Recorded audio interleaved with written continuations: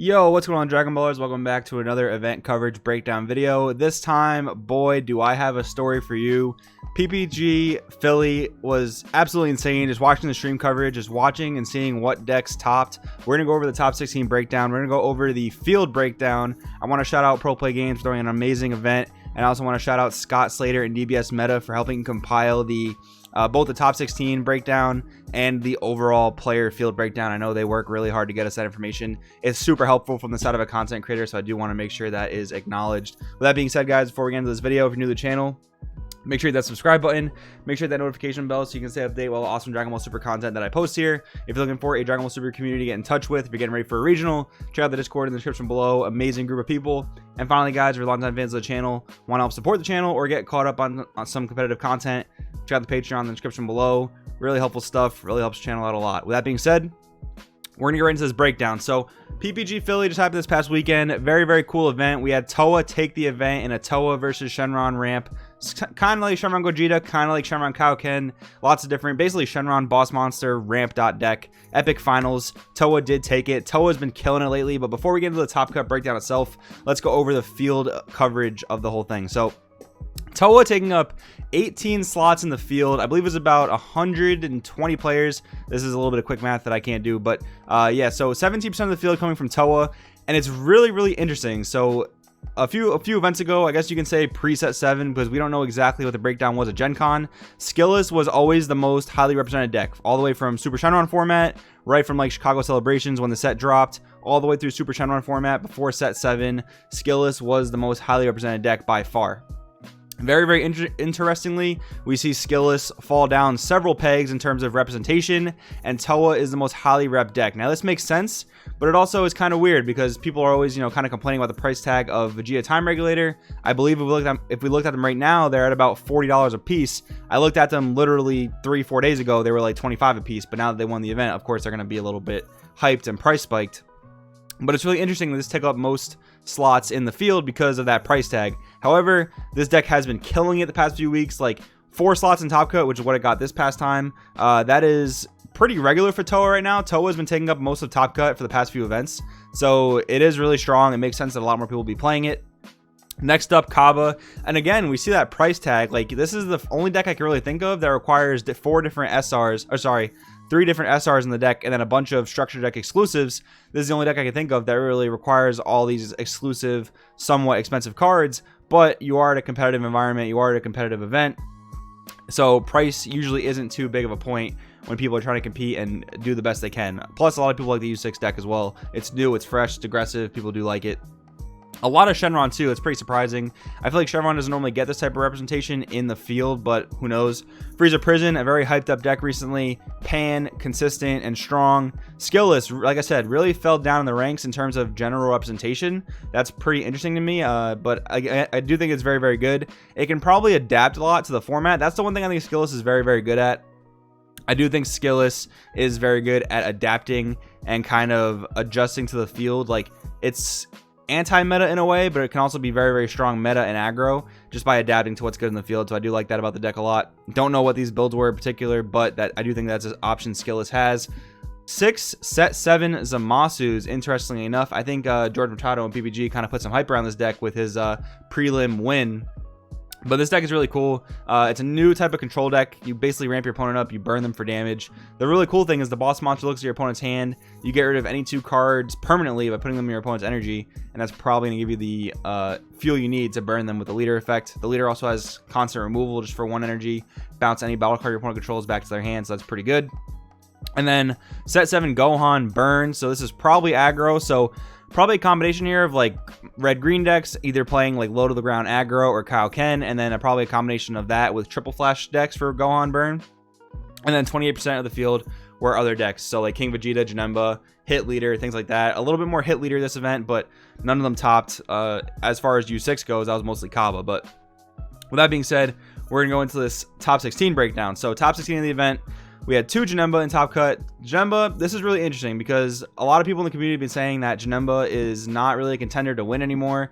Janemba is something you can play if you want to get a top spot. Janemba is something you can play if you haven't really been testing the format, if you're not comfortable with anything else, because it's just simple, play defense, this and that. But Blue Yellow Janemba has really been making a come up lately, and one of the cards I know that really wreaked havoc for Janemba this past weekend was Frost Poison, I believe it's called. The 3-drop counterplay. It's a blue-yellow counterplay from the Expert deck, the U6 structure deck, that says, I believe it says, crush your ball anything your opponent is going to play. So it comes in rest mode, and then negate its skills for duration of the turn. If you have 3 or less life, you get to untap 1 energy after using the card. I do believe that's what it is from my memory. I don't have it in front of me, but that is a super powerful card because anything that doesn't have deflect, you're 1, stopping it from attacking, 2, you're negating its effects, and 3, Janemba, just like it plays around TN, Janemba can pass turn with 3, 4, or 5 energy up, and it can still be on its way to meeting its winning condition. All you have to do is mill the opponent out. So as long as you're able to turn your leader sideways every single turn, you can meet that objective.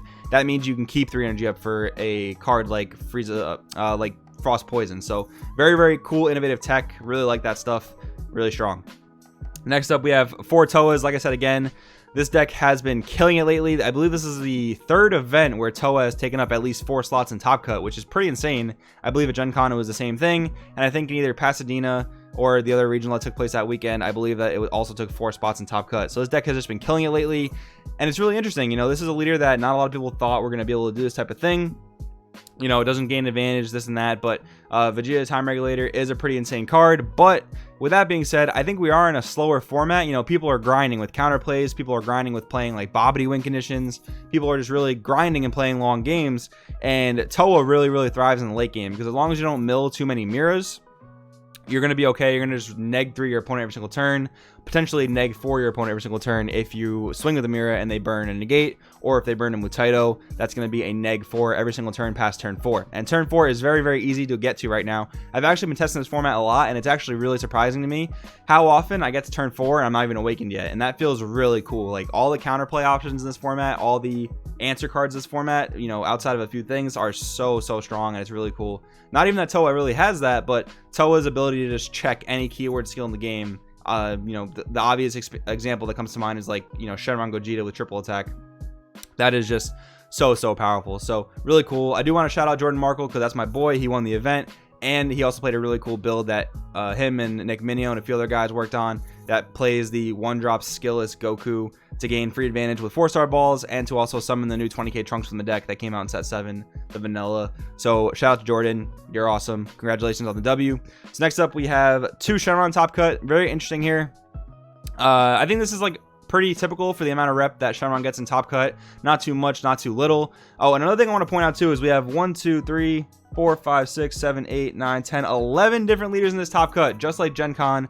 Gen Con's top 16 had 11 different leaders, and so did PPT Philly. So incredibly diverse format. This has to be one of the best formats we've been in. Everything feels like playable, everything feels fair. If this format really feels like it rewards deck building and tech choices, I like that a lot. So 2 Shenron, one of which was playing like a ramp build into Kaioken and Gogeta 7, so that's pretty interesting. That was in the finals against Markle, and yeah, pretty interesting. I do think it's one of the strongest decks in the game, just Shenron with X boss monster, and if your boss monster is either Kaioken or Gogeta 7 to be exact, I do think you're making the right decision. Next up, we had 1 skillless in that Top Cut. Again, this is like hit or miss, I think. I don't think skillless is going to be expected at the top every event it goes to, but if you have the right pilot and you have the right meta calls, like I said, I think skillless can pretty much adjust to the format pretty easily. I think we're going to see this deck top here and there. Yamcha making Top Cut, that's pretty cool. So this was a red-green variant with the Kaioken Goku at the top end. Kaioken making a decently large splash in this event with a few different decks. And yeah, so just red-green good stuff, using Yamcha Leader to mill your drop area, get those 20 red-greens, and then dropping Kaioken for the W. U6 Kaba had 1 slot. It doesn't look like people are experimenting too much with the hit leader, because it was categorized here in the other for the representation of the field, but Kaba itself had so much rep in Top Cut, and I do think that's a result of how good it did at Gen Con. It took 2 slots at Gen Con and Top Cut. The deck is very powerful. The deck has really good ways to tap your opponent out during their own turn, and the leader rewards you for that by drawing you cards when you rest your opponent's cards. But I think the problem Kaba is going to face going forward is the lack of ability to side deck in a diverse format. You're very, very, very restricted on what you can side deck in a Kaba leader deck, because you can only play U6 and Vegeta battle cards. You can play whatever extra cards you want, but a lot of times extra cards don't cover the field. You know, you can't side Mercenary Tao, you can't side TN Returning Fire, you can't side Haru Haru. Those things kind of suck for Kaba in a way. I think Hit is going to be able to kind of fill in that role moving forward. But that's just some speculation. Congrats to these college players, no matter what. Very, very good, representation on the field and in Top Cut. Then we have Yellow Broly. This is very surprising because Yellow is everywhere. I mean, Mutaito is a thing. Champa the Trickster is a thing. And honestly, Broly swaps aggro feels really, really hard to play in set 7. I mean, I did a whole video that's pretty much entitled that very thing. It's very hard to play in set 7 with all the counterplay, with all the defensive options. But, if you don't face the yellow matchups, if you don't face the counterplay matchups, I mean, you can definitely win games with Victory Strike and Height of Mastery. I can't say with a shadow of a doubt that this was a Height of Mastery Victory Strike variant, but I would imagine that it's Yellow Broly. It would be, but if you have any more information on that, let me know in the comments below. I wasn't able to find all the deck lists. Sorry about that. Next up, one Oob in this top cut. That is very, very cool. I don't think we've seen Oob top an event prior to this. I could be wrong, but I don't think we have. But this deck draws a ton of cards. Blue does feel pretty well positioned right now because even though returning Fire TN is a thing and people might start side decking it more now that Janemba's kind of doing really well, this deck feels really strong because, like I said, it draws a ton of cards, has a very powerful turn 3, turn 4 Wing Condition, whether you're playing the UI package or just the Videl into Hercule into Pan. Very, very strong, well-rounded deck. Removal with the leader, ability to play Overwhelms, that type of thing. Blue Dende, this was an AOD deck, which is pretty sweet to see. I mean, Crusher Ball is probably not the most popular thing in the format right now, although it probably will grow in popularity if this deck does rise in prominence, because Mutaito and Champa the Trickster, they don't hit an entire board of AODs like Crusher Ball does. So that's one thing Crusher Ball has over these two cards. Champa and Mutaito can hit things like Gogeta 7 and other things with Barrier and Deflect. But Crusher Ball does help you hit a wide board when one card is going to summon multiple cards. That's really good. Another funny thing to note is I think that the Frost Poison card is probably really good against AOD because you can actually negate the SCR play. Like, the SCR gets rested, and I believe its skills will get negated. So that's a pretty cool tech option for that. For our other decks to leave 3 energy up, I think it's going to be a little bit costly, but for Janemba to do it, seems like a no-brainer. Then we have the Clash of Fates Goku. Shout out to Pat O'Neill. I know he did take this deck to the event. He didn't do as well as he had liked to, but shout out to him, man.